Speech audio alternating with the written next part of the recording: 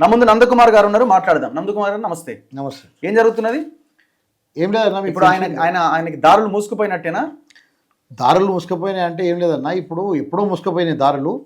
కానీ 2023 జరిగిన కేసు 2024లో నేను వచ్చిన తర్వాత కొద్దిగా అప్పుడు నేను ఇబ్బందుల్లో ఉండి, అప్పుడు నేను రాకముందు ఇంకొక అగ్రిమెంట్ హోల్డర్ కేసు పెట్టాడు 23లో. తర్వాత నేను వచ్చిన తర్వాత 24లో నాకు కంప్లీట్ హోటల్ని డిస్మెంటల్ చేశారని చెప్పి నేను అప్పుడు ఉన్న నాంపల్లి కోర్టులో ఉన్న జడ్జి గారికి మొత్తం అన్ని పేపర్స్తో సహా నా వీడియో ఫుటేజెస్, నా కోర్టు ఆర్డర్లు, నా ఫోటోగ్రాఫ్స్, నా వీడియోగ్రాఫ్స్ అన్నీ తీసుకెళ్ళి చూపించినప్పుడు కోర్టు సాక్షులను విచారించి అన్ని ఎవిడెన్స్లు తీసుకుంటుంది. ఎందుకంటే అక్కడ కోర్టులో జడ్జి గారు రిజిస్టర్ చేశారు. అక్కడ ఏదో పోలీస్ ఆఫీసరో లేకుంటే ఇంకెవరో బంట్రోతో రిజిస్టర్ చేయలేరు. సో ఒక ప్రొసీడింగ్ ఆఫీసర్ అంటే జ్యుడిషియల్ జడ్జి గారే ఈ కేసుని రిజిస్టర్ చేశారు. ఏది నాంపల్లిలో 24వ సంవత్సరం రిజిస్టర్ చేశారు. సో వీళ్ళేందంటే 23లో జరిగిన ప్రమోద్ కుమార్ కేసుని 24లో జరిగిన నా కేసుని రెండు ఒకటే, ఇద్దరు ఒకటే అన్నట్టుగా. ఎందుకంటే 23లో జరిగింది 3వ కోర్టులో ఆయనకున్న కంప్లైంట్ వేరు, ఆయన ఇచ్చిన అక్యూజ్డ్ వేరు. నా కేసులో ఉన్న నేను కంప్లైంట్ అక్యూజ్డ్ వేరు. సో ఆ ప్లాట్ నెంబర్లు కూడా వేరు ఉన్నాయన్నమాట. సో ఉన్నప్పుడు ఈ రెండు కేసులను తీసుకెళ్ళి సురేష్ బాబు ఇంకా వీరో వెంకటేష్ ఏం చేశారంటే, ఏదో హైకోర్టు అంటే మాదే అన్నట్టుగా, హైకోర్టులో మేమేం చెప్తా జరుగుతా అన్నట్టుగా లోయర్ కోర్టులో ఏదో విధంగా చేసుకుంటున్నారు. సంథింగ్ జరుగుతుంది. కానీ హైకోర్టు అనేది అట్లా ఉండదు అన్న. ఎందుకంటే హైకోర్టులో అందరికీ న్యాయం ఉంటుంది. కింద కోర్టు తప్పు చేస్తే పైన కోర్టు చెప్తుంది. సో కింద కోర్టు తప్పు చేసిందా చేయలేదా అనేది రేపు విచారణ తెలుస్తుంది. కానీ ఇద్దరు ఈ రెండు కేసులు క్వాష్ చేయాలని చెప్పి ఒక క్వాష్ పిటిషన్ వేయడం జరిగింది. 2025 సంవత్సరంలో వేశారు. అంటే ఆల్మోస్ట్ ఆల్ ఈ కేసులు రిజిస్టర్ అయ్యి 3 సంవత్సరాల పైన అయిపోయింది. క్వాష్ పిటిషన్ వేసి కూడా 2 years పైన అయిపోయింది.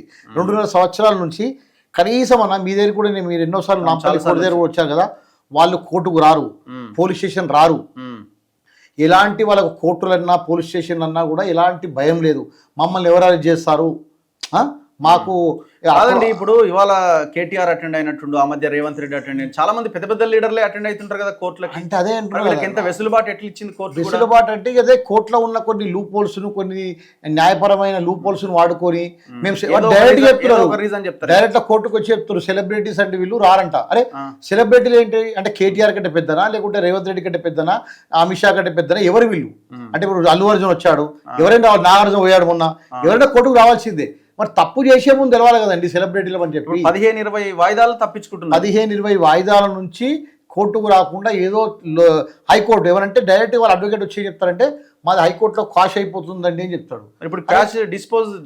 సో ఇప్పుడు హైకోర్టులో కూడా 3 జడ్జిలు చేంజ్ అయిన తర్వాత 3వ జడ్జిగా తుకారాం సార్ దగ్గర నిన్న అంటే లాస్ట్ మంతే సుదీర్ఘమైన వాదన జరిగాయి. సార్ చాలా డీప్గా మొత్తం పరిశీలించి 3 సంవత్సరాలు అయింది వీళ్ళు ట్రాల్కు రాక, కంపల్సరీ ఈ కేసుని విచారించాల్సిందే, దీని వెనుక ఉన్నాయన్ని విషయాలు బయటపడాల్సిందే, ఎందుకు డిస్మెంటల్ చేశారు, దీంట్లో ఏంటి అని చెప్పి ఆర్డర్ ఇచ్చడం జరిగింది. సో ఇప్పుడు ఈ వాళ్ళ డిస్మిస్ చేశారు, డిస్మిస్ అనమాట. సో ఇప్పుడు అయిపోయింది, అక్కడ క్లోజ్ అయిపోయింది. సో వాళ్ళకి ఇప్పుడు ఉన్న దారి ఏంటంటే నాంపల్లి కోర్టుకు వచ్చి నాంపల్లి కోర్టులో ట్రాల్కు రావాలి.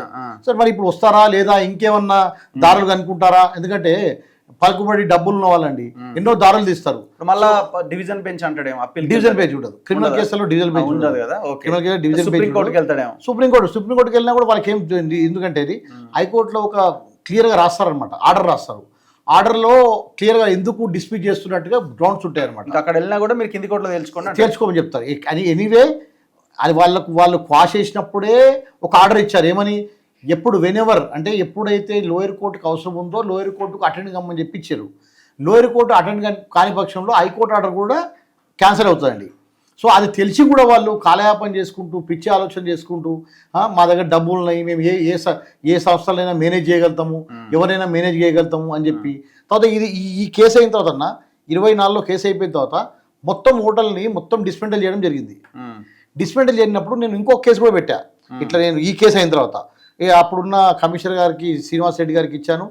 సివి ఆనంద్ సార్ అవన్నీ ఒకవైపు అయితే ఇప్పుడు జిహెచ్ఎంసీ పర్మిషన్ ఎట్లా ఇచ్చింది? నేను ఏంటండి ఇది సివి ఆనంద్ సార్ని కూడా కలిశాను సార్. కలిశాను, చెప్పాను. చెప్తే దాని మీద అసలు ఎటువంటి విచారం లేకుండా 8 నెలలు పెండింగ్ పెట్టుకొని నన్ను పిలవలేరు, వాళ్ళని పిలవలేరు, పిలవకుండా పోలీసు వాళ్ళు సివిల్ నేషన్ క్లోజ్ చేసిరు. సో అదొకటి పెండింగ్ ఉంది. సో ఇదన్నీ ఇట్లా హైలైట్ ఉంటే నేను బయటకు వచ్చి అంటే నా ఇష్యూ జరిగిన తర్వాత 2023లో నేను హైకోర్టుకి వెళ్ళాను. హైకోర్టులో వీళ్ళ మీద అందరి మీద కంటెంప్ట్ బుక్ చేశాను, జిహెచ్ఎంసీ అధికారుల మీద. అప్పుడు S Arvind Kumar, Lokesh Kumar, zonal commission వీళ్ళందరి మీద నేను కంటెంప్ట్ బుక్ చేశాను.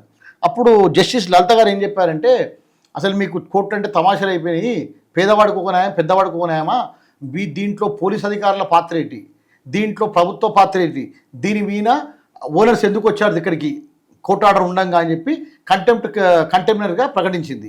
ప్రకటించిన తర్వాత అక్కడ లలిత కుమార్ గారు ట్రాన్స్ఫర్ కావడం, ఆ కేసు పెండింగ్ ఉంది.